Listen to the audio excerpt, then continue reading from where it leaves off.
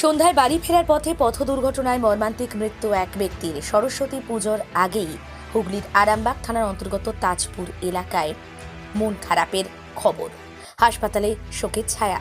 হুগলির আরামবাগ থানার অন্তর্গত এই তাজপুরের বাসিন্দা ধনঞ্জয় শনিবার শিয়াখালা সিপাহীগাছি এলাকার একটা মিলে কাজের জন্য যান। কর্মসূত্রে বাড়ি থেকে বেরিয়ে সিপাহীগাছিতে বাস থেকে নেমে রাস্তা পার হতে গিয়ে একটি বাইক তাকে ধাক্কা মারে।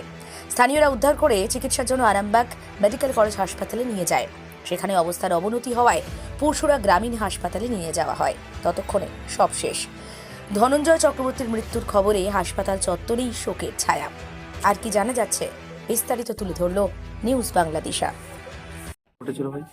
ঘটনা বলতে বাবা কাজে গেছিল, যাওয়ার পর এবার বাড়ি থেকে নামছিল, নামার পর এবার রাস্তা পেরোতে যাচ্ছিল। কোথায় ওটা? ওটা হচ্ছে শিয়াখালা সিপাহীগাছি। আমার বাবা মিলে কাজ করতো একটা।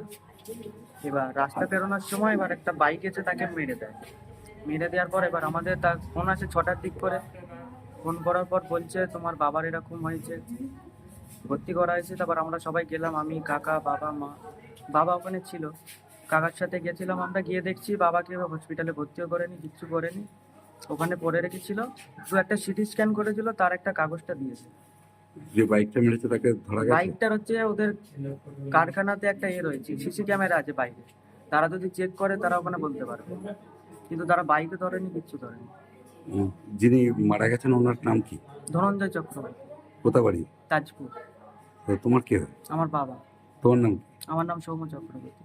উৎসব ব্লক হাসপাতালে নিয়ে এলে লাস্টে? লাস্টে এখানে নিয়ে এলে? এইখানে নিয়ে এলাম।